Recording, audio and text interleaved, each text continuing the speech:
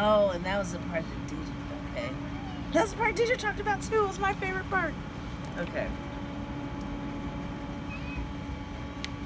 Inside, the African green marble walls were accented by tables and doorways of white travertine marble with deep veins of the Congo running through them. I was inside the fault line between Africa and Europe. I hadn't felt that walking into the stores in London and Paris. I didn't want to feel that because it was a distraction, but I felt it anyway. I talked to myself while maintaining a calm, elegant exterior. Get it together, Doris. The clerk led me to a private parlor with gold fabric pillow cushion chairs, one for me and one for the clerk. Focus on the clerk.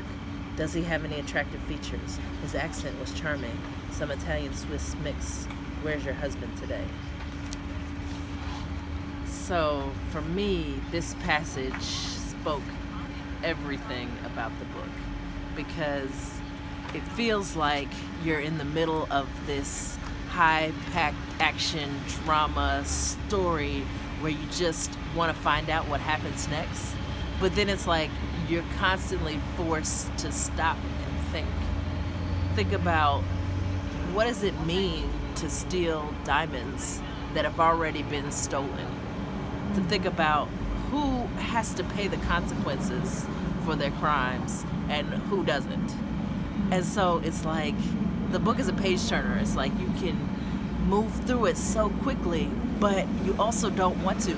You also don't want to get to the end because all of the reflection that happens, all of the thinking about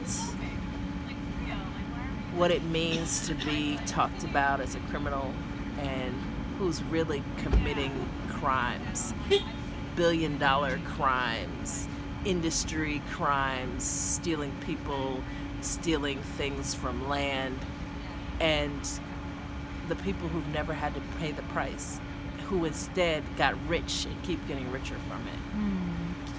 Was there something also with the book that you felt a personal connection to in Miss Payne's story? With your own story, your own life? Like any moments that sort of hit you like that? I think it was all the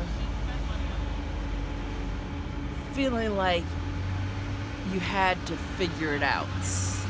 All the understanding as a young child sitting in the classroom that they weren't really teaching her the truth and that she had to constantly be this keen observer of the world to learn how the world really worked.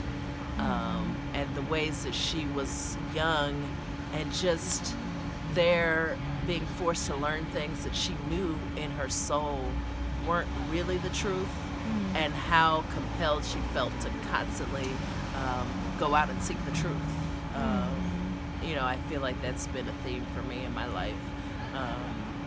Just wanting to find my own books to read, knowing that whatever I was getting in school was like such a small piece of information, and many times it was manipulated in certain ways that I couldn't see myself in. And so this hunger to go out and seek and understand and read my own books, create my own way, that's the part that I really connected to. Yeah. All right, you want to shout yourself out? Sure. Who are ya? Where you live at? Oh, shout myself out. Yeah. Yes. Yes, I am Maya Aisha Corneille. I live in Atlanta, Georgia. I am a professor at Morehouse. Whoop, whoop.